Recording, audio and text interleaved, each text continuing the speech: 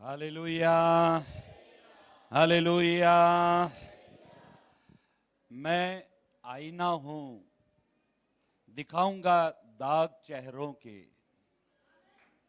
मैं आईना हूं, दिखाऊंगा दाग चेहरों के। जिसे बुरा लगे वो सामने से हट जाए।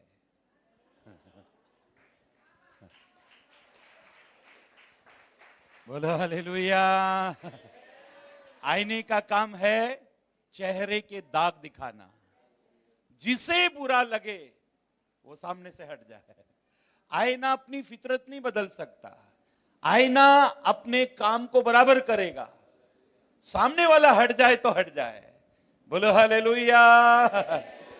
परमेश्वर आपको बहुत बहुत आशीष दे। अपने अपने स्थानों पर बैठ जाए।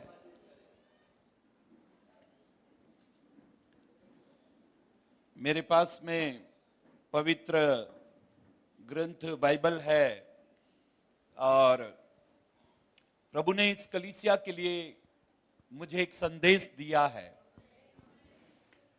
संदेश बहुत गंभीर है और मैं चाहता हूं कि आप बड़े दिल से, पूरे मन से परमेश्वर के वचन को सुने। और आज आपको मालूम पड़ेगा कि खुदा का घर जो है उससे कैसी प्रीति रखना चाहिए, कलीसिया से कैसी प्रीति रखना चाहिए। जब आप प्रीति रखते हो, प्यार करते हो, तब आप आशीषित होते हो। नए साल में चंद दिन बाकी है और इन दिनों में नए साल के लिए प्रभु मुझे बढ़िया सा अच्छा वचन दिया है और मैं नए साल में वो अगर मौका मिला तो मैं यहां जरूर आऊं और मैं परमेश्वर के वचन को बांटूं। इस समय मैं चाहता हूं कि आप अपनी पवित्र ग्रंथ बाइबल को खोल लें ताकि मैं परमेश्वर के वचन की सेवा करने पाऊं। प्रभु के अभिषिक्त दास को मैं दिल से धन्यवाद देता हूं जिन्होंने मुझे ये अवसर, ये मौका दिया। पास्टर विजय दलवानी को, उनके परिवार को और तमाम एल्डरों को, तमाम मेरे जान पहचान के सभी लोगों को, इस कलीसिया को मैं दिल से धन्यवाद देता हूं। आप लोग लगातार मुझे प्रार्थना में याद रखते हैं, सेवकाई के लिए मुझे बुलाते हैं, इसलिए मैं दिल से आपका धन्यवाद देता हूं। परमेश्वर का धन्यवाद हो। आइए पवित्र ग्रंथ बाइबल को खोल लें और जिस उत्तम भाग को हम पढ़ने जा रहे हैं वो हमें मिलेगा रूत की किताब, पहला अध्याय, book of Ruth chapter 1। Ruth की किताब पहला अध्याय, पेज नंबर 324, 324 नंबर पेज। पहला अध्याय 19 पद, book of Ruth chapter 1 verse 19।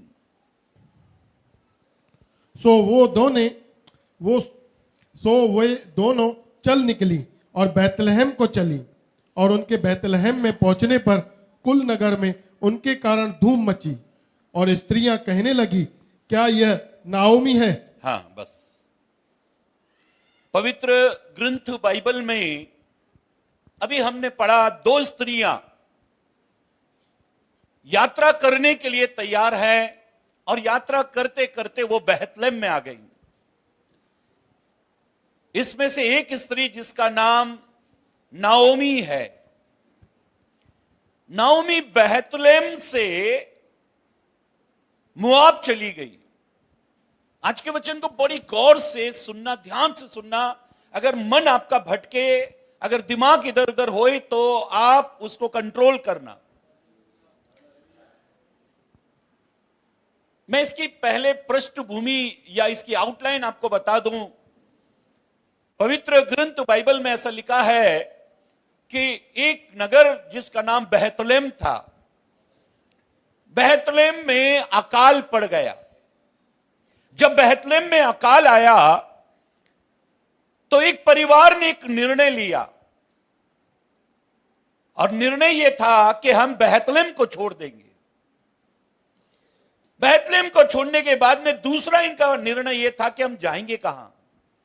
तब उन्होंने दूसरा निर्णय यह लिया कि हम मोआब में चले जाएंगे। बैतलहम एक नगर है, एक देश है और इसराइल में एक बेहतलेम करके एक जगह है और मोआब एक देश है। इन्होंने कहा कि हम मोआब को चले जाएंगे। जब मोआब की इन्होंने तैयारी कर ली तो मोआब 4 लोग चले गए, घर में 4 सदस्य थे।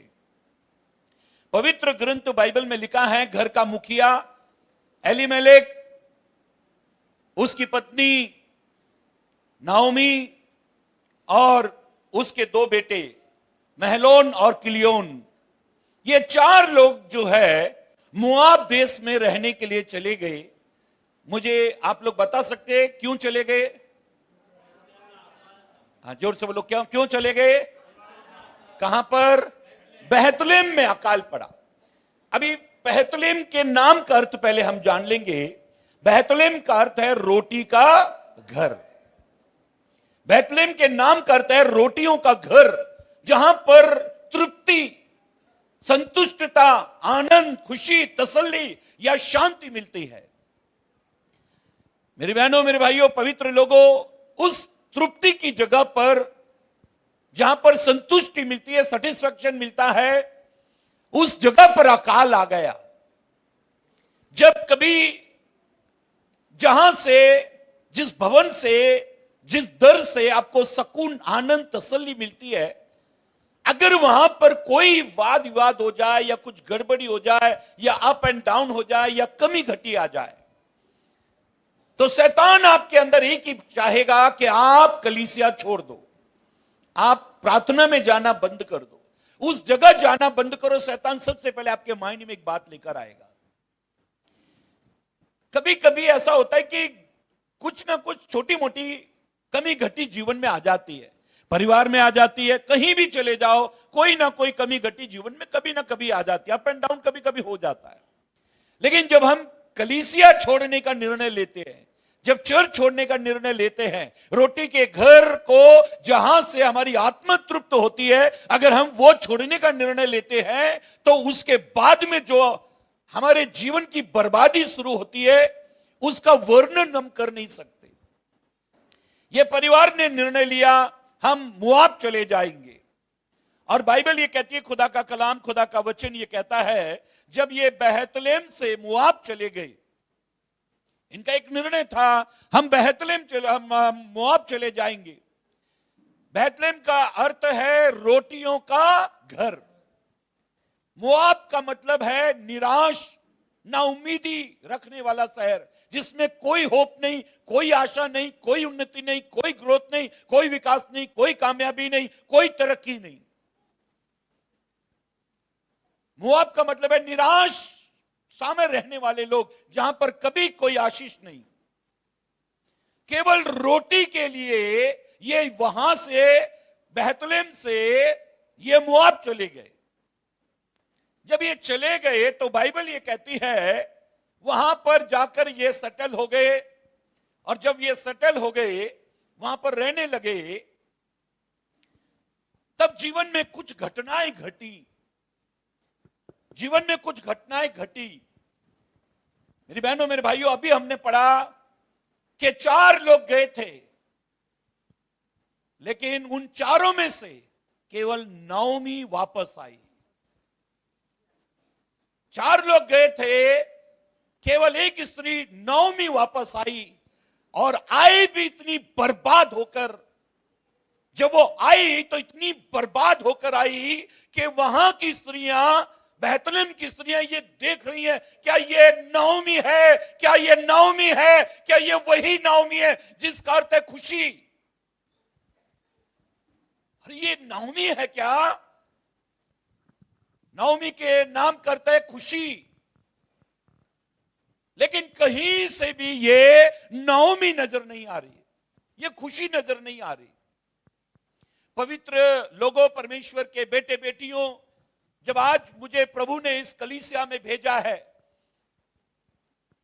जब आज सुबह मैंने ये संदेश को तैयार किया, जब मैं आज इस संदेश को पढ़ रहा था, कितनी दुर्दशा होती है एक हमारा गलत निर्णय, एक हमारा गलत फैसला कितनी बड़ी बर्बादी को हमारे परिवार में लेकर आता है।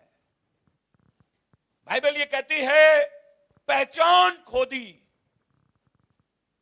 जानते हो ये स्त्री जब मालूम पड़ा, उस शहर के लोगों को, बेहतलेम के लोगों को मालूम पड़ा कि नाओमी का परिवार आ रहा है। मैं चाहता हूं दोबारा उस पद को पढ़ ले। सो वे दोनों चल निकली हाँ, और बैतलहम को पहुंची, बेहतलेम को पहुंची। और उनके बैतलहम में पहुंचने पर जैसे ही वो बेहतलेम में पहुंची, कुल नगर में उनके कारण धूम मची। क्या मची? धूम मची। एक ट्रांसलेशन में लिखा है हलचल हो गई, हलचल हुई, धूम मची। जानते हो धूम किसके कारण मचती है? जानते हो हलचल किसके कारण मचती है? कोई बहुत ही प्रसिद्ध, आदरणीय, कामयाब ऐसा कोई व्यक्ति अगर शहर में आ जाए तब धूम मचती है। कोई प्रसिद्ध व्यक्ति अगर वापस लौट कर आए तो धूम मचती है। अगर उल्लासनगर में कोई प्रसिद्ध व्यक्ति आ जाए जो उल्लासनगर से गया था, फिर वो लौट कर आए तो धूम मची। अरे वो वापस आ गया, वो वापस आ गया। सब लोग इस परिवार को देखने के लिए निकले। धूम मची। धूम इसलिए मची, हलचल इसलिए मची क्योंकि एक प्रसिद्ध, एक फेमस परिवार था। सारे बेहतलेम के लोग जो है इस परिवार को जानते थे और उनके सम्मान के लिए, उनके आदर के लिए सभी लोग जो है वो दौड़े, नाओमी की तरफ दौड़े। नाओमी आ रही है, नाओमी आ रही है, नाओमी आ रही है। और जैसे ही नाओमी के पास पहुंचे, पहचान नहीं पा रहे कि ये वही परिवार है क्या, ये वही लोग हैं क्या। मेरी बहनों, मेरे भाइयों, पवित्र लोगों, परमेश्वर के लोगों, बेहतलेम को छोड़ने वालों, अगर आपने किसी भी कारण से बेहतलेम को छोड़ा है, कारण कोई भी क्यों ना हो,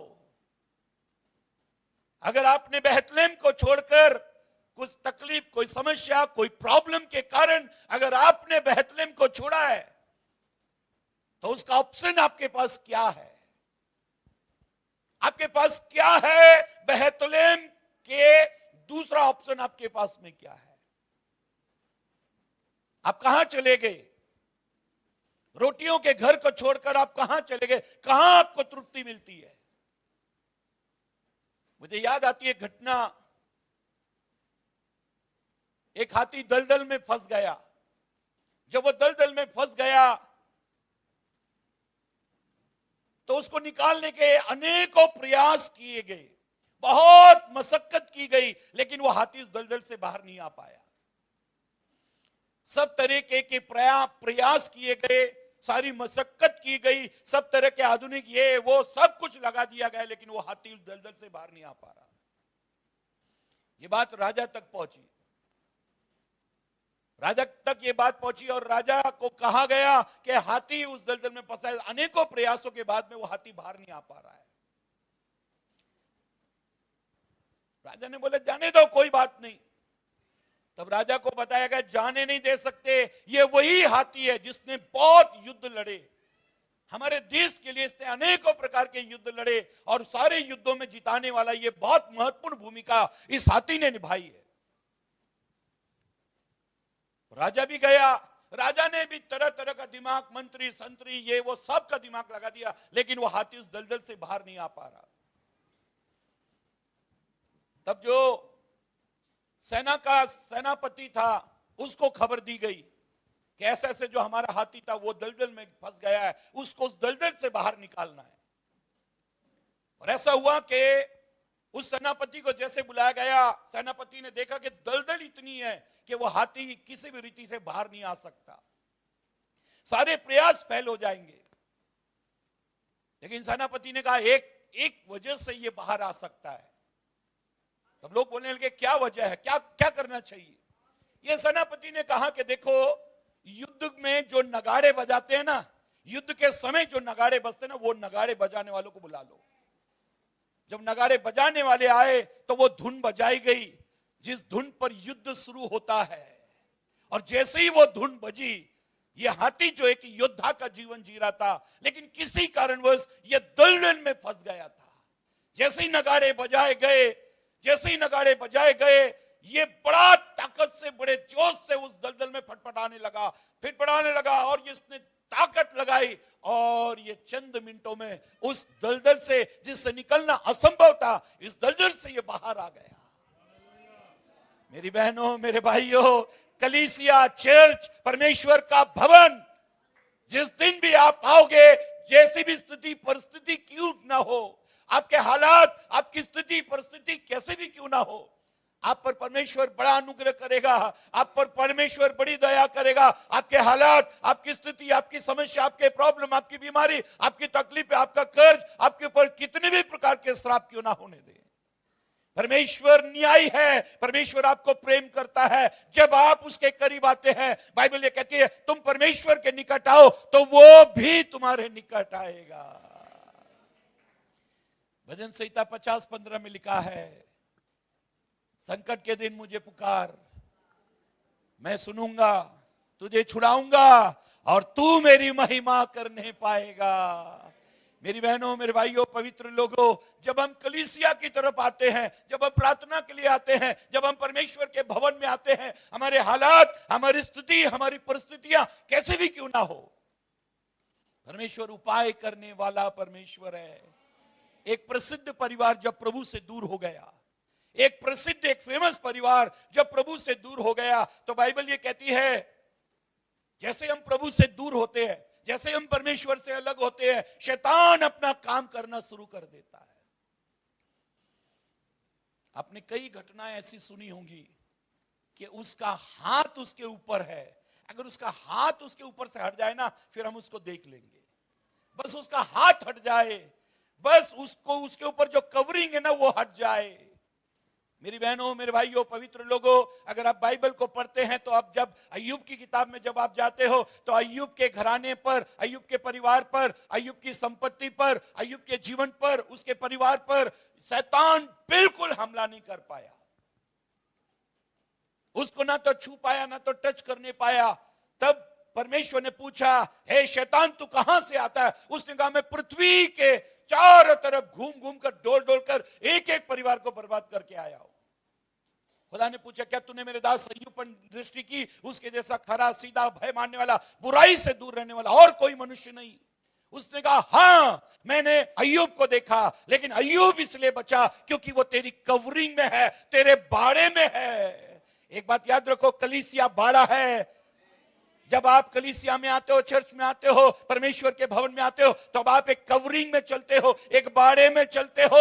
आप फिर कलीसिया से जाने के बाद कवरिंग में रहते हो, यीशु के लहू में रहते हो। आप कहीं भी चले जाओ, आप कवरिंग में रहते हो, क्योंकि ये पावर हाउस है और यहां से आपको पावर मिलता है। हालेलुया, बोलो हालेलुया, बोलो यीशु मसीह के नाम की हालेलुया। पवित्र ग्रंथ बाइबल में हम पढ़ रहे हैं, एक परिवार बेथलेहम में अकाल के कारण चला गया। बेथलेहम में अकाल पड़ा और एक परिवार ने निर्णय लिया हम मोआब चले जाएंगे। जब ये परिवार मोआब चला गया, ऐसा लिखा है, इस परिवार का मुखिया एलीमेलेक मर गया। शैतान सबसे मुख्य व्यक्ति को मारेगा, मुख्य व्यक्ति को टेंशन में डाल देगा। देखो, जब इंजन खराब होता है ना, इंजन में खराबी आ गई ना, तो डब्बे 22 होते, 50 होते हैं। वो 50 डब्बे ऐसे ही ऐसे खड़े रहते हैं, वो कुछ नहीं कर पाते। अरे तुम 50 हो, तुम तो चलो। बोलेंगे भाई वो इंजन चलेगा, हम तो पीछे पीछे चले। इंजन खराब है। शैतान को मालूम है किसको डिस्टर्ब करना है, किसको परेशान करना है, किसको निराश करना है। घर के मुखिया को, घर के मुखिया के ऊपर वो अटैक करेगा। उसे मालूम है इंजन खराब कर दो, फिर डब्बे कुछ नहीं कर पाएंगे। एलीमेलेक मर गया। जैसे एलीमेलेक मरा तो बाइबल ये कहती है, दोनों बच्चे महलोन और किलियोन, इन दोनों ने मोआब की लड़कियों से शादी कर ली। जब मोआब की दोनों लड़कियों से दोनों बेटों ने शादी कर ली, तब ये 10 साल तक मोआब में रहे। कई लोग कलीसिया छोड़ देते, बोलते कोई फर्क नहीं पड़ा, लेकिन आपके घर में तो वो मुखिया व्यक्ति वो मर गए ना, हाँ वो तो उम्र से मर गया ना, उसकी उम्र हो गई थी, बाकी हम सब ठीक है, कोई कोई कोई फर्क नहीं पड़ा। लेकिन ऐसे लिखा है ये परिवार 10 साल तक मुआब में रहे। कितने साल? 10 साल मुआब में रहे, लेकिन एक भी बच्चा पैदा नहीं हुआ। बड़े भाई को छोटे भाई को दोनों को भी एक भी संतान नहीं हुई। आप बेथलेहम से मुआब जब जाते हो तो मुआब में आप कुछ भी करके देख लो, आपको आशीष नहीं मिलेगी, आपकी उन्नति नहीं होगी, आपका ग्रोथ नहीं होगा, आप कामयाब नहीं होगे, आप तरक्की नहीं पाओगे। बाइबल ये कहती है, खुदा का कलाम कहता है ये 10 साल रहे। कितने साल? 10 साल तक रहे। मैं चाहता हूं उस पद को आप पढ़ लें ताकि आपको समझ में आ जाए। उसका 4 पद पढ़ लो। पहला रूत की किताब पहला अध्याय पद 4। और उन्होंने एक एक मुआबिन ब्याह ली। हाँ। एक स्त्री का नाम ओरपा और दूसरी का नाम रूत था। हाँ। फिर वे वहां कोई 10 वर्ष रहे। हाँ, बाइबल कहती है ये 10 साल रहे, लेकिन ना तो महलोन को, ना तो किलियोन को, ना तो ओरपा को, ना तो रूत को, किसी को भी कोई संतान नहीं हुई। अच्छा मुझे एक बात बताओ, रूत जब बेथलेहम आ गई तो उसको बच्चा हुआ कि नहीं? कोई बोल सकता है? हाँ जी, हुआ है ना। तो इसका मतलब मुआब में क्यों नहीं हुआ? बड़े भाई को नहीं हुआ, छोटे को हो जाता, छोटे को नहीं हुआ, बड़े को हो जाता, लेकिन किसी को कुछ नहीं हुआ। आप जब मुआब चले जाते हो ना, तो मुआब जो संसार है, अगर आप मुआब की हिस्ट्री निकाले ना, तो ये मुआब देश कैसे आया, मुआबी लोग कहां से आए? लूत की पत्नी जब ये सदोम गमोरा से भाग रहे थे तो लूत की पत्नी मर गई, वो वहीं नमक का खंबा बन गई। अब लूत और लूत की बेटियां भाग रहे, और वो भाग गए। तब लूत की पत्नी लूत और उसकी बेटियां जब एक गुफा में रह रहे थे, खुदा ने बार बार कहा गुफा में नहीं रहना। मेरा एक संदेश है, जो गुफा क्या है? गुफा एक सुरक्षित जगह तो है, लेकिन आशीष की जगह नहीं है। और गुफा में कितने लोग रहे और गुफा में क्या हुआ? मेरी बहनों, मेरे भाइयों, पवित्र लोगों, अगर आप मुआब की हिस्ट्री जानने चाहें तो मुआब जो है वो गलत पारिवारिक व्यभिचार से मुआब तैयार हुआ। बेटियों ने बाप के साथ में संबंध बनाया, उनसे वो संतान हुई, और वो संतान ही मुआबी कहलाए। मुआब में आशीष नहीं है, मुआब में कामयाबी नहीं है, मुआब में तरक्की नहीं है, मुआब में फलवंतता नहीं है। बाइबल कहती है 4 लोग गए थे, 10 साल रहे, लेकिन मुखिया मरने के बाद फिर ऐसा हुआ, इनके परिवार में 10 साल रहे, 10 साल में एक भी बच्चा नहीं हुआ, और फिर अचानक दोनों भाई मर गए। अब घर में 3 स्त्रियां हैं। कौन कौन? नाओमी, ओरपा और रूत। तीनों की तीनों विधवा। शैतान जब भी आप बेथलेहम को छोड़ते हैं, जब भी आप तृप्ति के घर को छोड़ते हैं, जब भी आप रोटी के घर को छोड़ते हैं, शैतान आपको इस कदर से बर्बाद कर देगा। कुछ लोगों को जिंदा रखेगा, लेकिन वो फलवंतता नहीं रहेगी। तीनों की तीनों विधवा हैं। मेरे घर में ऐसा होता था, मेरे अंकल ने मेरे सामने आग लगा ली, और वो ऐसे जल रहे थे, उन्होंने दूसरे रूम में जाके आग लगा ली। मैं खिड़की से मेरे चाचा को बोल रहा था, मैं बहुत चिल्ला रहा था, लेकिन मेरे सामने वो ऐसे जल रहे थे। मैंने एकदम करीब से, छोटा सा था मैं, 5-6 साल का था, और मैं जोर जोर से चिल्ला रहा था, लेकिन वो मेरे सामने जलते जलते खाक हो गए। मेरी बहन ने आग लगा ली। मेरे छोटे भाई को मैंने फांसी पे लटके हुए देखा। जब फांसी से मैंने उसको उतारा, इतना दर्द था, इतनी तकलीफ थी। मेरी माँ ने कितनी बार केरोसिन रॉकेल डालकर आत्महत्या करने की कोशिश की। मौत से मुठभेड़, मौत से आमना सामना मैंने कई बार देखा। स्वयं मैंने 3 बार आत्महत्या करने की कोशिश की। इतनी सारी टैबलेट मैंने एक बार खा ली। ट्रेन से मैं कूद गया, फांसी लगाने के लिए 2-3 बार चढ़ा, हर बार बच गया, हर बार बच गया। मेरी बहनों, मेरे भाइयों, जब भी हम बेथलेहम में नहीं होते, जब भी हम मुआब में होते हैं, मुआब में केवल सांसें चलती हैं, जिंदगी नहीं है। परमेश्वर के लोगों, पवित्र ग्रंथ बाइबल में लिखा है अब 3 स्त्रियां बची हैं, और नाओमी को याद आया कि बेथलेहम जाना चाहिए। जब इंसान आपे में आता है ना, होश में आता है, तो वो होश में आने के बाद में वो देखता है कि मेरी जिंदगी तो पूरी बर्बाद हो गई। हम मुआब आए थे जिंदगी बचाने के लिए, लेकिन जिंदगी तो बची नहीं। ये मुआब इसलिए आए थे क्योंकि बेथलेहम में अकाल पड़ा था, केवल रोटियों के लिए दौड़ गए।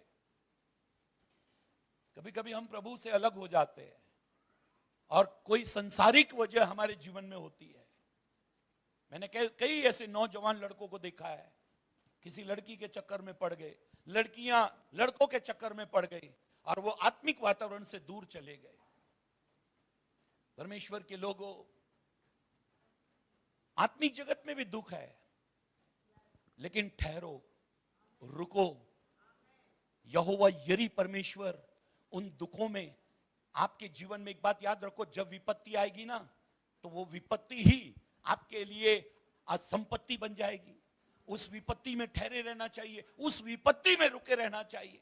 संसार से प्रेम, संसार में जब भी दुख आए, संसार में जब भी क्लेश आए, शैतान बार बार आपको कहेगा कि दुख, तू प्रार्थना में आ रहा है, देख तू सभा में आ रहा है, लेकिन तेरे पास कोई ब्लेसिंग नहीं, तेरे पास कोई आशीष नहीं। मैं चाहता हूं एक पद को पढ़ लें और आपको बड़ा प्रोत्साहन मिलेगा उस पद से। लूका रचित सुसमाचार 2 अध्याय, लूक चैप्टर 2 वर्स 36, लूका रचित सुसमाचार 36 से और आगे तक पढ़ेंगे। लूका रचित सुसमाचार अध्याय 2 और 36 से पढ़ेंगे। और अशेर के गोत्र में से हिना नाम फेनुएल की बेटी एक भविष्यवक्तन थी। वह बहुत बूढ़ी थी और ब्याह होने के बाद 7 वर्ष अपने पति के साथ रह पाई थी। बाइबल ये कहती है, एक स्त्री के बारे में लिखा है, एक बूढ़ी औरत है, और उस बूढ़ी औरत के विषय में बाइबल ये कहती है, खुदा का कलाम कहता है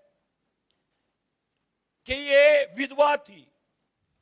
जब शादी हुई तो शादी के बाद ये नाम मात्र केवल 7 साल तक ये अपने पति के साथ रही, पति मर गया। केवल 7 साल। अगर ये 15, 16, 17, 18 की भी रही हो, 7 साल रही हो, तो ज्यादा ज्यादा 20, 22, 24, 25 तक, 25 की उम्र रही होगी। जब 25 साल की उम्र में कोई दुख, कोई तकलीफ या संसार की कोई कमी या कोई घटी आपके जीवन में आ जाए, तो इंसान तुरंत सहारा ढूंढना शुरू कर देता है। तुरंत कोई ना कोई दूसरा लाइफ पार्टनर अपनी जिंदगी में जोड़ना शुरू कर देता है। यीशु को एक ऐसी औरत मिली जिसने अपनी लाइफ में, अपने जीवन में 5 पति बदल दिए थे। 5 बार उसने तलाक ले चुकी थी। 5 बार उसके जीवन से उसका लाइफ पार्टनर, उसका जीवन साथी चेंज हो गया, बदल गया। अब छठे को भी उसने वेटिंग लिस्ट में रखा है कि अभी देखते हैं, पहले मैं परख लूं तुझे। आजकल चलता है ना वो, आप ये लड़की के साथ क्यों घूमते हो, आप वो लड़के के साथ क्यों घूमती हो। नहीं, अभी हम लोग क्या है ना, वो रिलेशनशिप में हैं, थोड़े दिन हम देख रहे हैं, एक दूसरे को परख रहे हैं। एक लड़के ने कहा कि मैं ये लड़की को परख रहा हूं। बोले भाई 5 साल हो गए अभी तक तू परख रहा है। बोले हम लोग रिलेशनशिप में हैं, परख रहे हैं, अच्छा लगेगा एक दूसरे का स्वभाव तो शादी करेंगे।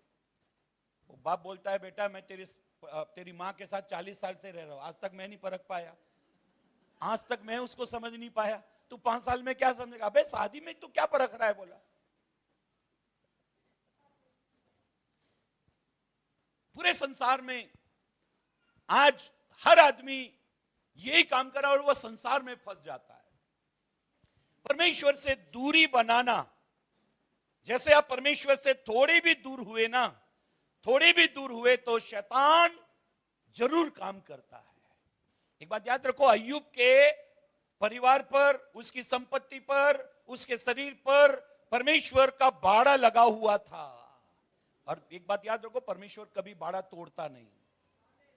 तोड़ने वाला, बाड़े से अलग हटने वाला केवल इंसान है, जो वो बाड़े को तोड़कर जाता है। जब वो बाड़े को तोड़कर जाता है, अभी यहां मुंबई में एक पास्टर संडे के दिन वो प्रार्थना खत्म हुई और मोटरसाइकिल से जा रहा था, एक्सीडेंट हो गया। उसके बाद में उस कलीसिया में मीटिंग हुई, प्रार्थना सभा हुई। पूरी कलीसिया का एक ही सवाल, पास्टर प्रभु का दास था, उसको प्रभु ने एक्सीडेंट से क्यों नहीं बचाया? जबकि बाइबल में लिखा है कि मेरा स्वर्गदूत तेरे साथ चलेगा। तो फिर स्वर्गदूत ने क्यों नहीं बचाया? पास्टर का एक्सीडेंट क्यों होने दिया? उसको मरने क्यों दिया? पूरी कलीसिया का एक ही सवाल, सबके मन में ये सवाल। प्रचार के मध्य में उनको समझाया गया, देखो परमेश्वर और स्वर्गदूत हमेशा नियम के अनुसार काम करते हैं। यह सच है कि जब भी आप किसी गाड़ी को चलाते हो ना, स्वर्गदूत बाजू में बैठ जाता है।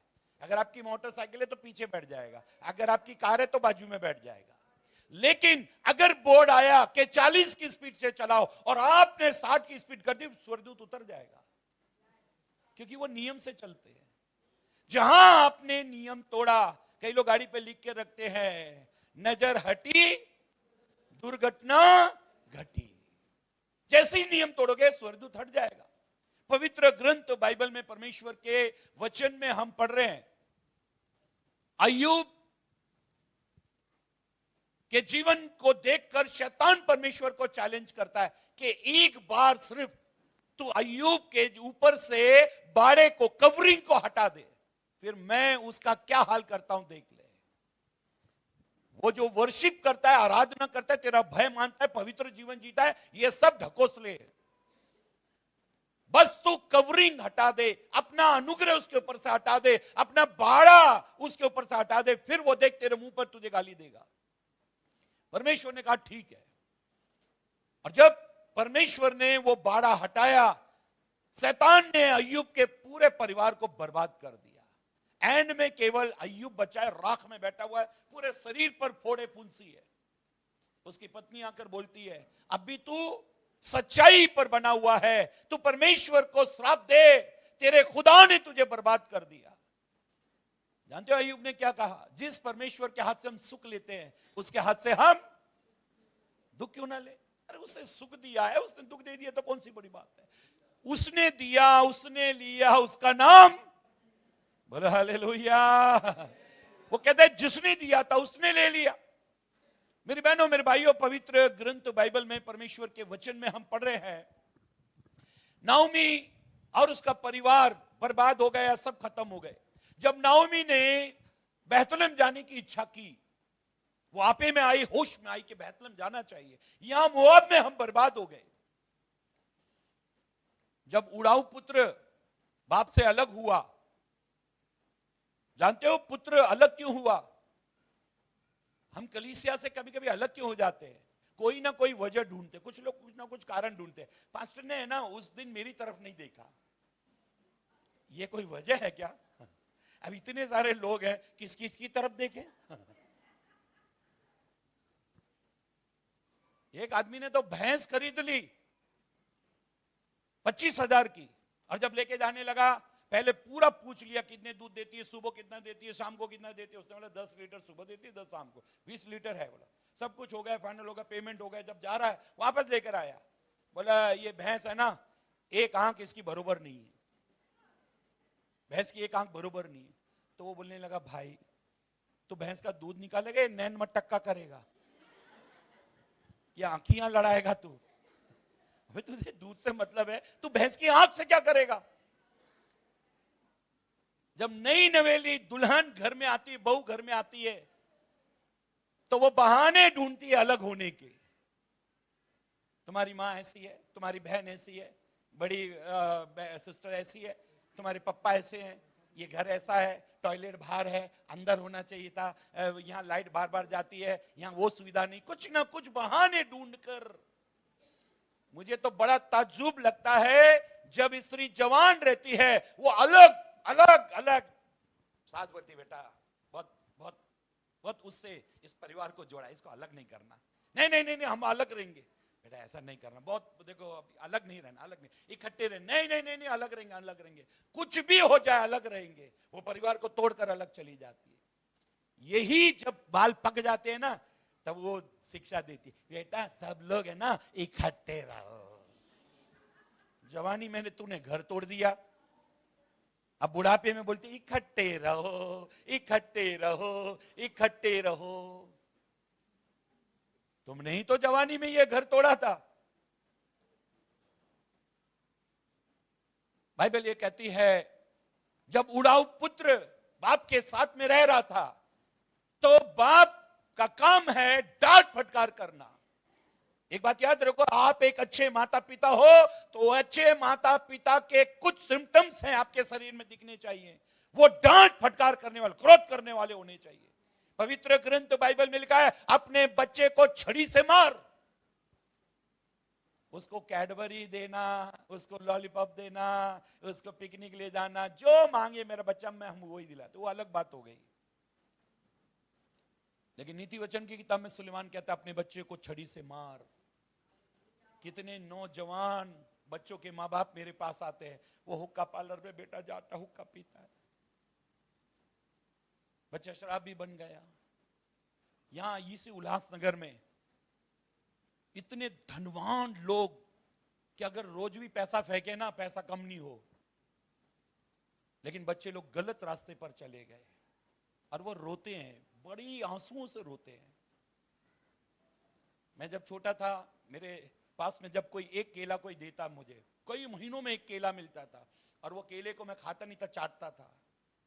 वो इसलिए क्योंकि खाऊंगा तो केला खत्म हो जाएगा, तो मैं उसको चाटता था केवल, क्योंकि बड़े दिनों बाद केला मिलता था। गरीबी, जब आदमी होता है ना गरीब होता है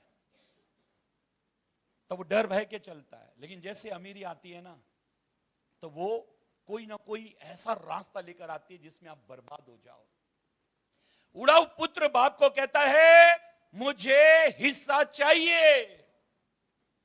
बहुत बाप ने समझा, नहीं माना, हिस्सा लिया और जैसे ही हिस्सा मिला बाप से बहुत दूर चला गया और वहां कुकर्म में पूरी पूरी पूरी प्रॉपर्टी बर्बाद कर दी। यार दोस्त, खाने पीने में सब बर्बाद हो गया।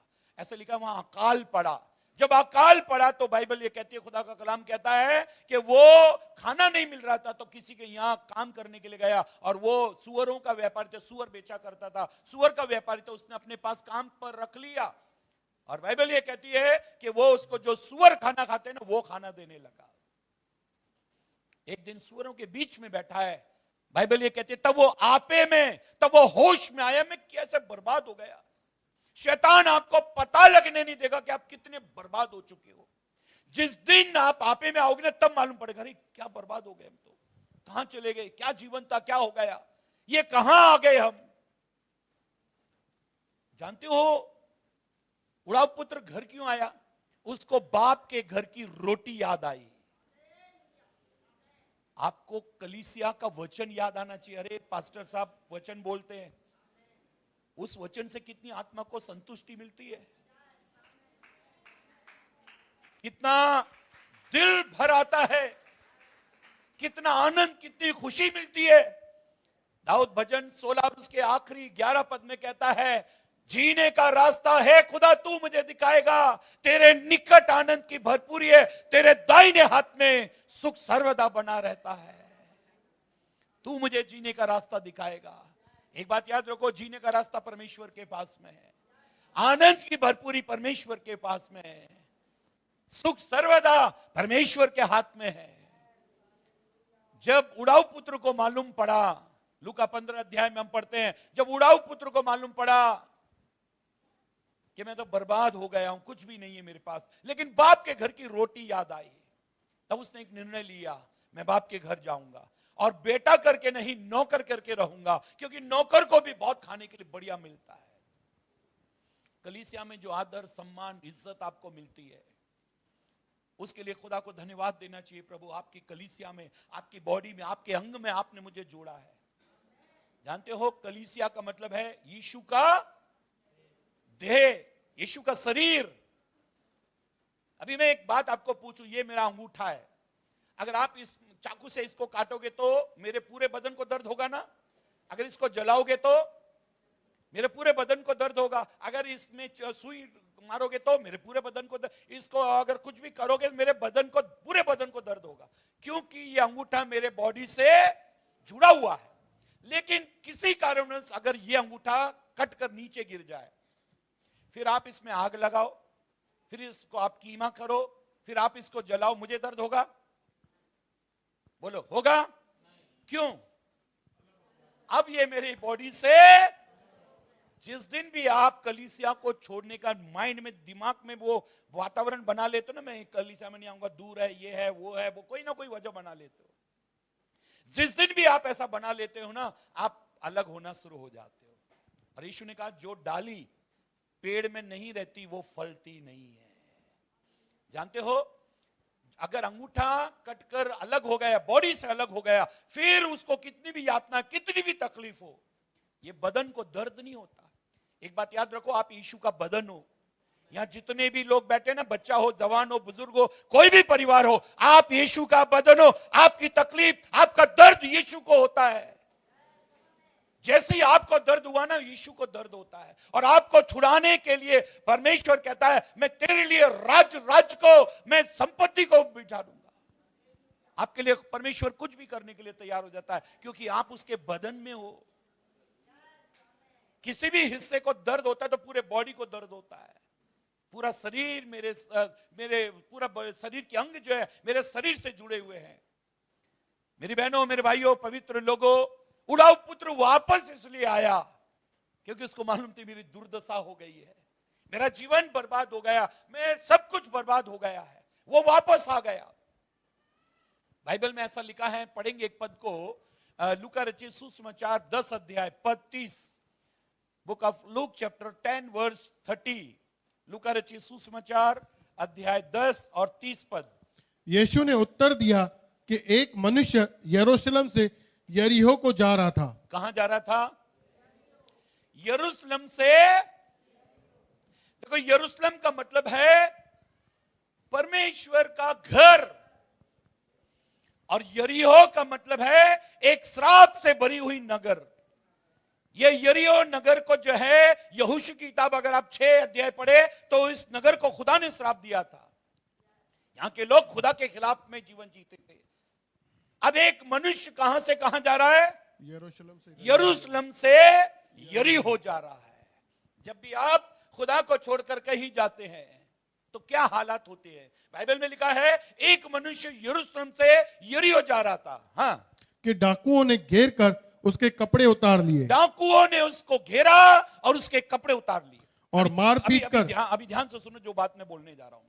जब डाकुओं ने इसको घेरा तो क्या उतार लिए? क्या उतार लिए? कपड़े उतार लिए। अब ध्यान से सुनो, ये कपड़ा जो है ये धार्मिकता को दर्शाता है। जब उड़ाऊ पुत्र आया तो बाप ने क्या कहा? छठ इसके कपड़े बदलो, इसके कपड़े बदलो। ध्यान से सुनो, तुम में से जितनों ने मसीह यीशु का बपतिस्मा लिया उतनों ने मसीह यीशु को पहन लिया। बपतिस्मा मतलब आपने अब धार्मिकता को पहन लिया।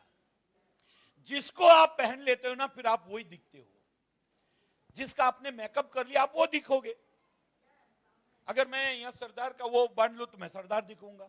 अगर मैं मुस्लिम का दाढ़ी वगैरह बांध तो मैं वो मुस्लिम दिखूंगा। मैंने जिसका रूप धर लिया मैं वही दिखूंगा।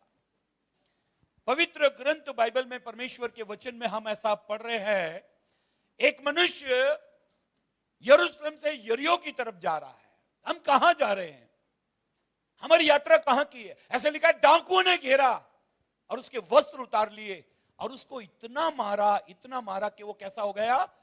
अधमुआ हो गया। ना तो अब जिंदों में गिनती, ना तो मुर्दों में, बीच में फंस गए।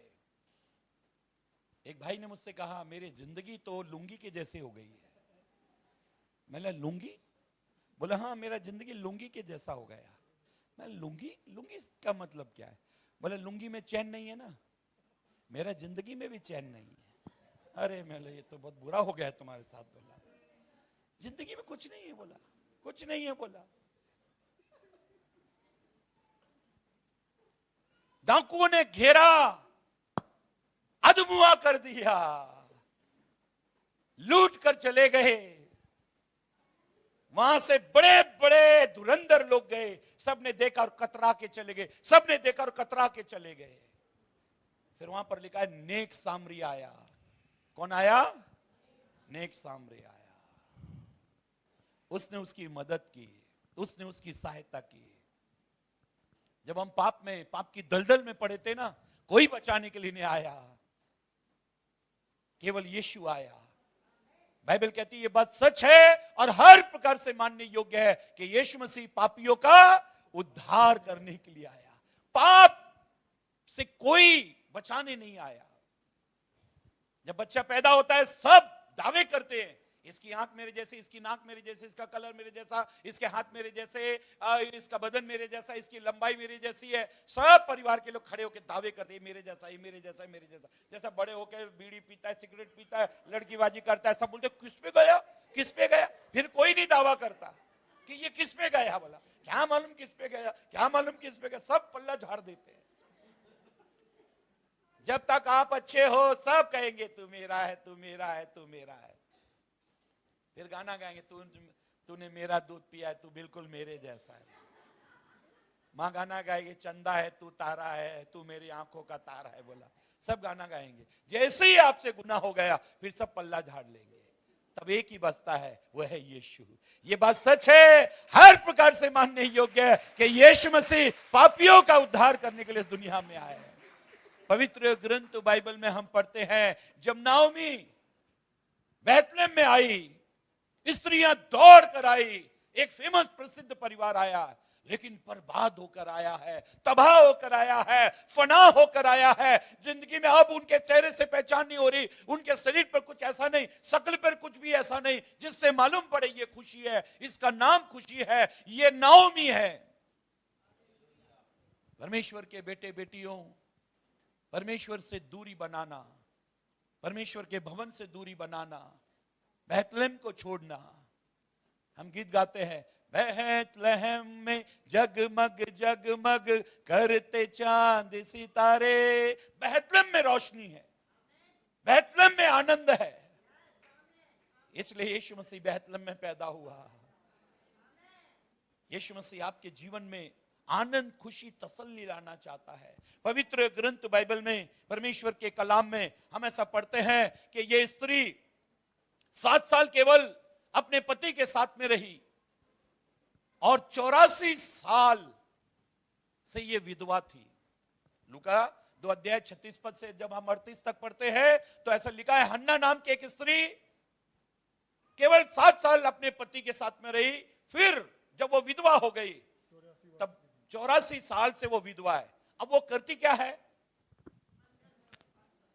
हाँ, और मंदिर को नहीं छोड़ती थी। किसको नहीं छोड़ती थी? जोर से बोलो, किसको नहीं छोड़ती थी? हम क्या करेंगे अगर कोई विधवा हो जाए, कोई बर्बाद हो जाए, कोई घाटा हो जाए तो हम प्रभु को नहीं छोड़ेंगे। मतलब कौन सा छोड़ना? किसी के कारण बोलते हम प्रभु को नहीं छोड़ेंगे, कौन सा छोड़ना? बाइबल ये कहती है, खुदा का कलाम कहता है 84 साल इसने एक भी बार इसका मन नहीं हुआ कि मैं संसार में कोई अपना सहारा ढूंढ लूं, अपना आसरा ढूंढ लूं। बुढ़ापे में मुझे कौन पानी पिलाएगा, कौन खिलाएगा? इसने ये सब बंद कर दिया। आप संसार की तरफ मत देखो, आपको संसार कुछ भी नहीं दे सकता, आप प्रभु की तरफ देखो। बाइबल ये कहती कि ये 84 साल से विधवा है, बूढ़ी औरत है, लेकिन मंदिर को नहीं छोड़ती। आगे, पर उपवास और प्रार्थना कर करके, उपवास और प्रार्थना कर करके रात दिन उपासना किया करती थी। रात और दिन उपासना किया करती थी।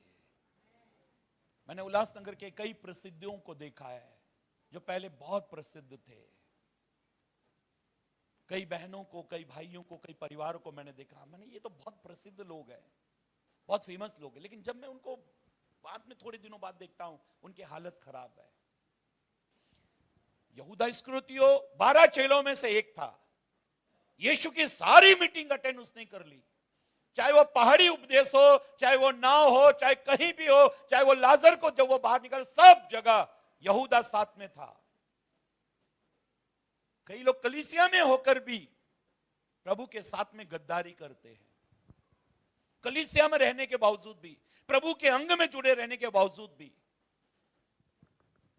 अगर आप भजन संहिता 73 और 22 पद पढ़े तो वहां आसाफ नबी है, वो कहता है, ऐ खुदा मैं तेरे साथ रहकर भी पशु समान हो गया। कई लोग परमेश्वर के साथ रहकर भी जानवर जैसे जीवन जीते हैं। बाइबल ये कहती है, खुदा का कलाम, खुदा का वचन ये कहता है, मेरी बहनों, मेरे भाइयों, पवित्र लोगों, ये स्त्री 84 साल से विधवा है, लेकिन ना तो इसने मंदिर छोड़ा, ना तो उपवास, ना तो प्रार्थना, ना तो परमेश्वर के खुदा की उपस्थिति इसने छोड़ी। इसके जीवन का उद्देश्य एक ही बन गया, मुझे संसार से कुछ नहीं चाहिए, मुझे मेरे प्रभु के भवन में रहना है। दाऊद कहता है, दुष्टों के साथ 1000 दिन बिताने से मेरे परमेश्वर की डेवड़ी पर, मेरे परमेश्वर के भवन की डेवड़ी पर एक दिन बिताना मुझे वो 1000 दिन से उत्तम लगता है। आप परमेश्वर के भवन में जब आते हो ना, बड़े आनंद से आना चाहिए। दाऊद कहता है, जब लोगों ने मुझसे कहा आओ हम खुदा के घर को चले, तब मैं आनंदित हो गया, मैं खुश हो गया, क्योंकि खुदा के घर जा रहे हैं। बाइबल ये कहती है, जब यीशु 12 साल के थे तो यीशु की मां और पिता उसको यरूशलेम में आराधना के लिए लेकर आए। आराधना करने के बाद सब लोग अपने अपने घर चले गए। 3 दिन तक यीशु मिले ही नहीं। 3 दिन हो गए, माँ बाप ने इधर उधर सबसे पूछ लिया, इसके साथ गए होंगे, उसके साथ, मालूम नहीं पड़ा कि यीशु कहां है। तब वो वापस यरूशलेम में आए। जब यरूशलेम में आए तो एक मंदिर में यीशु उनको दिखे। 12 साल के बच्चे हैं, 12 साल की उम्र में जब देखे, और क्या देखा कि वो बड़े बड़े विद्वानों से परमेश्वर की व्यवस्था के विषय में बातचीत कर रहे हैं। और मां इतनी कुड़कुड़ाई, मरियम इतनी कुड़कुड़ाई, कुड़ाते हुए पूछा, तू कहां था, हम तुझे 3 दिन से ढूंढ रहे हैं। यीशु ने क्या जवाब दिया, मुझे मेरे पिता के घर में रहना। संडे के दिन कोई आपको ढूंढे ना, तो आपकी ये गवाही होनी चाहिए। ये समय वो कहां होंगे, जवाहर होटल के सामने। Jesus for all nation church. Sunday को कोई हमारा रिश्तेदार नहीं, संडे कोई मेहमान आ गए तो आप ये मत करो, पास्टर साहब हम संडे को नहीं आ पाएंगे क्योंकि हमारे घर मेहमान आ रहे हैं। एक मेहमान आपको संसारिक बना देता है। उस मेहमान को कहो संडे नहीं आना, अगर आओ तो हमारे साथ प्रार्थना में चलो। या तो वो कट जाएंगे या तो आपसे जुड़ जाएंगे। उनको लेकर आओ, बोले चलो प्रार्थना में आ जाओ। मेरी बहनों, मेरे भाइयों, 84 साल से विधवा औरत निरंतर उपवास और प्रार्थना करती है। यीशु 12 साल की उम्र में परमेश्वर के भवन में 3 दिन उन्होंने बिता दिए। कोई खाना पीना रहना ये वो सब भूल गए। परमेश्वर के लोग, आपको परमेश्वर के भवन से प्रीति होनी चाहिए, आपको परमेश्वर के भवन से प्यार होना चाहिए। जिससे प्यार होता है ना, उसमें आप घड़ी कभी नहीं देखते। जब आप घड़ी देखते हो तो इसका मतलब प्यार नहीं है ना। लड़का लड़की बात करते हैं तो वो घड़ी देख के बात करते हैं, क्या देख मैं तेरे को आधा घंटे दूंगा, ऐसे बोलते हैं? नहीं, बोला तू बात करती रहे, बड़ा अच्छा लगता है, बड़ा अच्छा लगता है। जब लड़के की सगाई हो जाती है ना, तो हर दिन गीत गाते गाते सोता है। जब शादी हो जाती है ना, तो ताने सुनते सुनते सोता है। पहले गीत गाते गाते सोता है, फिर ताने सुनते सुनते सोता है। हर दिन ताने। तुम ऐसे हो, तुमने क्या किया जीवन में, तुम ऐसे हो, ये हो, हाँ ऐसा करके नींद आ जाती। जिस दिन पत्नी मायके चली जाती उस दिन नींद ही नहीं आती। फोन करते रहते और 2-4 ताने सुनाते। बोला अगर आपके परिवार के बारे में आपको कोई जानकारी नहीं है ना, कि बड़ा भाई कैसा था, भाभी कैसी थी, आपके खानदान की कोई भी हिस्ट्री जाननी हो, तो पत्नी को छेड़ देना। वो पूरी आपकी हिस्ट्री बता दी। तुम्हारी माँ ऐसी थी, तुम्हारा भाई ऐसा था, तुम्हारी बहन ऐसी थी, तुम लोग ऐसे थे, तुम लोग वैसे थे, तुम लोग ऐसे थे। पूरी हिस्ट्री लिखित रूप में आपको दे देगी, टाइपिंग करके पूरा। परमेश्वर के लोगों, संसार से दिल मत लगाओ, खुदा के घर से दिल लगाओ। पवित्र ग्रंथ बाइबल में अगर खुदा के कलाम में हम पढ़ें तो लोगों ने संसार में बड़ा वक्त बर्बाद कर दिया। याकूब का सबसे पहला नंबर आता है पुराने नियम में। याकूब ने एक लड़की के लिए 20 साल अपने मामा के यहां सेवा की। ऐसे लिखा है 14 साल अपने मामा की सेवा की, बाकी के 6 साल उसने जानवरों की सेवा की एक लड़की के लिए, और वो भी ऐसी मिली जब ये निकला तो वो मूर्ति पूजक निकली। आप अपना समय संसार में मत बिताओ। कभी कभी याकूब के समान हम हो जाते हैं, हाच नवरा पाइजे, हीच नवरी पाइजे, पर उसमें बर्बाद हो जाते हो। बाइबल कहती है, परमेश्वर का वचन कहता है, धन और संपत्ति पुरखाओं के भाग से, भली पत्नी यहोवा की ओर से मिलते। तो प्रभु की ओर देखो, प्रभु दे देगा, भली पत्नी देगा, अच्छी पत्नी दे देगा। बोला बाइबल ये कहती है, खुदा का कलाम कहता है, सुलेमान ने 1000 शादी की, 1000 शादी की। एक औरत ऐसी है जिसने 84 साल विधवा होकर जीवन बिताया और आराधना, स्तुति, प्रार्थना, उपवास करके परमेश्वर के भवन में रहना, उसने वो जिंदगी बिताई। और एक सुलेमान है जो बादशाह है, 1000 शादी की, और बुढ़ापे में उन स्त्रियों ने उसका मन बहका दिया, बर्बाद हो गया।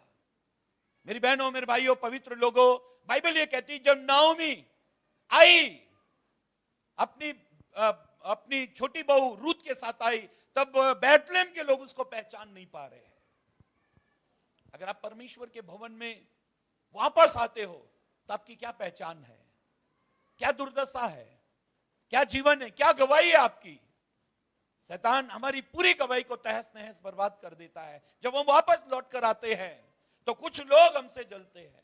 जब उड़ाऊ पुत्र वापस आया, बाप ने उसके सबसे पहले कपड़े चेंज किए, फिर उसके लिए अंगूठी दी। ये अंगूठी केवल उसको सोना दिखाने के लिए नहीं थी, लेकिन उन दिनों में अंगूठी में अधिकार होता था।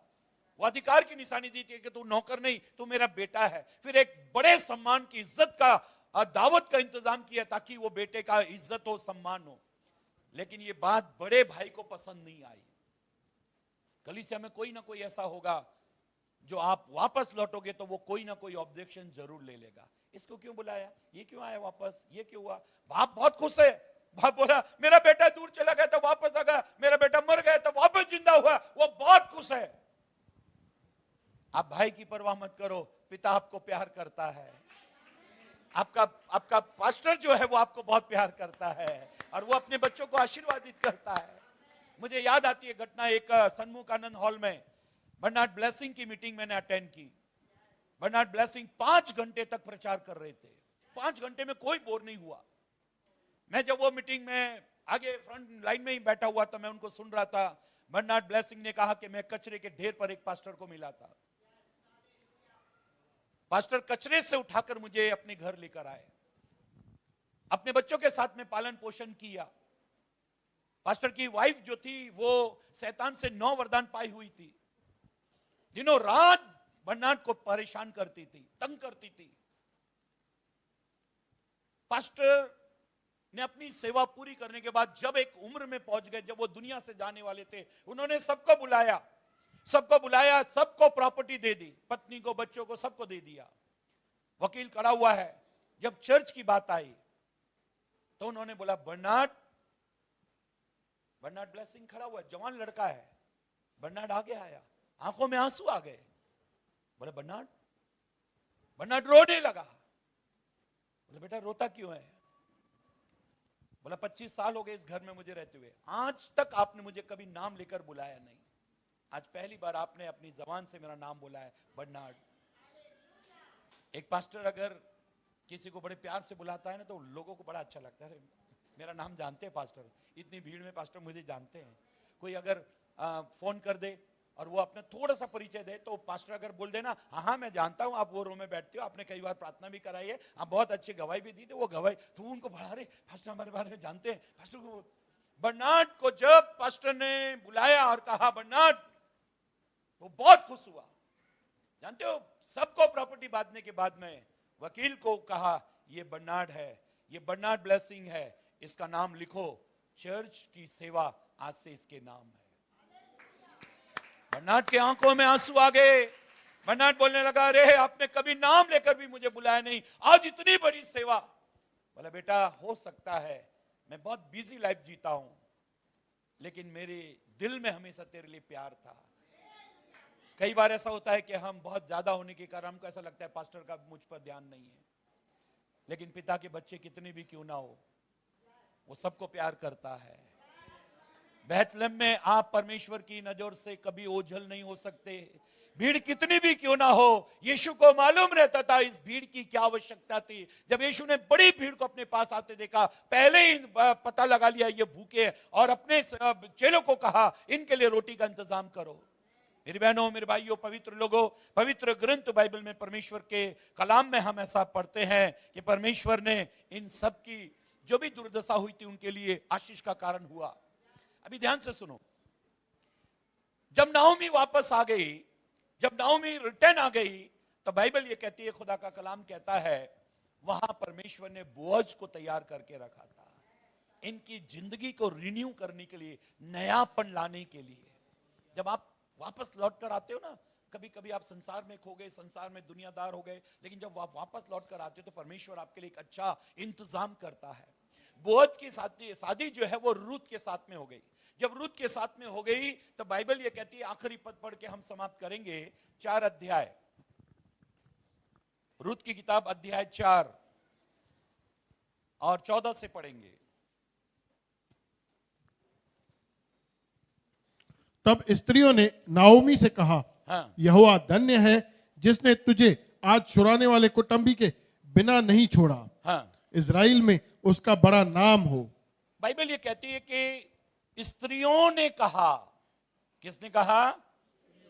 तब स्त्रियों ने नाओमी से कहा, ये वही स्त्रियां हैं जो ये कह रही थी कौन है, ये क्या नाओमी है, पहचान नहीं पा रही। लेकिन अब नाओमी की पहचान हो गई, क्योंकि वो अब खुदा के घर में, बैतलहम में है, रोटियों के घर में है। जब आप रोटियों के घर में है, खुदा की बरकत, खुदा की आशीष आपके लिए है।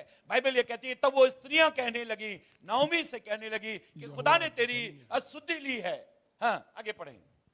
और यह तेरे जी में जी ले, हाँ। आने वाले और तेरे बुढ़ापे में पालने वाले हो। हाँ। क्योंकि तेरी बहू जो तुझसे प्रेम रखती और 7 बेटों से भी तेरे लिए श्रेष्ठ है, हाँ। उसी का यह बेटा है। हाँ। फिर नाओमी उस बच्चे को अपनी गोद में रखकर उसकी दाई का काम करने लगी। हाँ। और उसकी पड़ोसनियों ने यह कहकर, नाओमी के एक बेटा उत्पन्न हुआ है। हाँ। लड़के का नाम अबोद रख।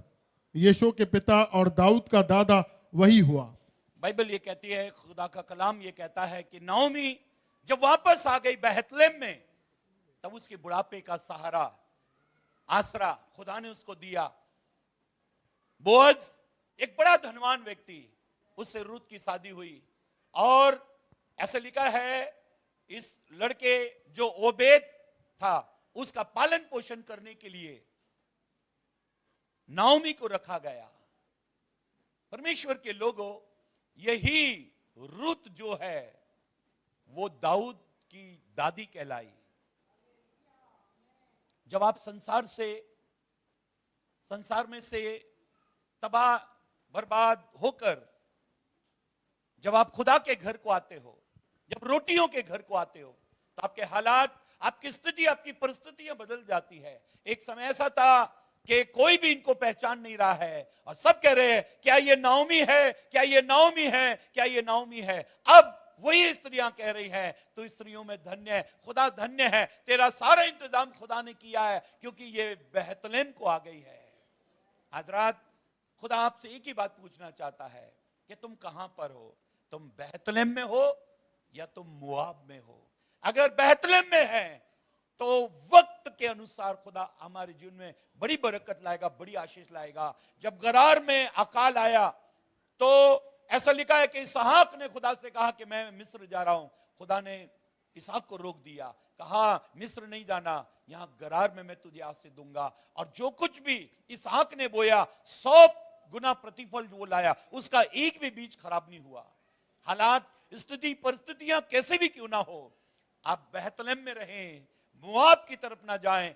मोआब निराश लोगों का शहर है, लेकिन बैतलहम जो है वो आशीष का शहर है। आपको परमेश्वर के भवन में रहना है, परमेश्वर के अंग बनकर रहना है। जिस दिन आप यीशु के अंग बन जाते हैं, जिस दिन आप यीशु में आ जाते हैं, बाइबल ये कहती है हम फूलते हैं, फलते हैं और एक ऐसे पेड़ के समान हो जाते हैं जो बहती नाली के किनारे लगाया गया, जो अपनी ऋतु में फैलता है, उसके पत्ते कभी मुरझाते नहीं।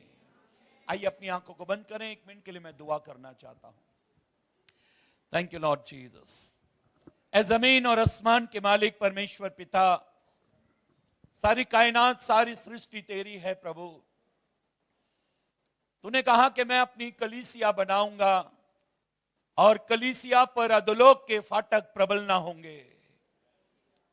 एक अकाल ने बेथलेहम से एक परिवार को दूर कर दिया। एलिया जब सारपत में गया तो अकाल था और एक स्त्री, एक बूढ़ी विधवा, सारपत नगर में रहने वाली स्त्री प्रभु, वो लकड़ियों को बीन रही थी। उसके घर में एक मुट्ठी भर आटा था और वो भी समाप्त होने वाला था और वो ये सोच रही थी इस मुट्ठी भर आटे को खाकर मर जाएंगे, मैं और मेरा बेटा मरेंगे। सच में प्रभु, जब हम ये सोचते हैं कि अकाल जैसी स्थिति है, लेकिन परमेश्वर अगर अकाल है तो तू एलिया को जरूर भेज देगा। आज मेरी बहनों के घर में, परिवार में, मेरे भाइयों के परिवार में, बिजनेस में, जहां कहीं भी अकाल जैसी स्थिति है, ये कभी भी बेथलेहम को ना छोड़ें, मोआब की तरफ ना जाएं, क्योंकि बेथलेहम की सुधि लेने वाला परमेश्वर तू है। अकाल में भी 100 गुना प्रतिफल देने वाला तू परमेश्वर है। जब हाजिरा ये सोच रही थी कि पानी खत्म हो गया लेकिन बच्चे को प्यास लग रही है, तब उसने उसको दूर छोड़कर झाड़ियों के पास आकर बैठ गई, एक पत्थर पर आकर बैठकर रोने लगी कि अब मेरा बेटा मरने वाला है। तभी तूने हाजिरा को एक जल का सोता दिखा दिया। सच में प्रभु, जब हम तेरी तरफ देखते हैं तो हमारे लिए मरुस्थल में, आंधी तूफानों में भी और लाल समुद्र में भी सूखी भूमि तैयार कर देता है। जो तेरी ओर देखते वो कभी लज्जित नहीं होते। प्रभु, अपने लोगों को आशीर्वादित कर, अपने लोगों को ब्लेस कर, कलीसिया से जुड़े रहें, भवन में आते रहें परमेश्वर, क्योंकि दाऊद कहता है जब लोगों ने मुझसे कहा आओ हम खुदा के घर को चले, तब मैं आनंदित हो गया। तेरे निकट आनंद की भरपूरी है, तेरे दाहिने हाथ में सुख सर्वदा का है। इस कलीसिया को आशीर्वादित कर पिता, सभी बच्चों को, जवानों को, बुजुर्ग को, एक एक परिवार को आप आशीर्वादित कर। तेरे अभिषेक दास को, उनके परिवार को सेवा के लिए और भी बल से, बुद्धि से, ज्ञान से, आत्मा से, सामर्थ्य से आप परिपूर्ण कर दे पिता। इस बड़े अनुग्रह के लिए धन्यवाद। मुझे भी इस वेदी से तेरे वचन की सेवा करने के लिए प्रभु आपने सहायता की, इसके लिए धन्यवाद। अब सारा आदर, सारी महिमा आपको देते हुए विनती प्रार्थना हमारे उद्धारकर्ता प्रभु यीशु के नाम से मांगते हैं, आमीन। सबको प्रेज़ द लॉर्ड। जय मसीह।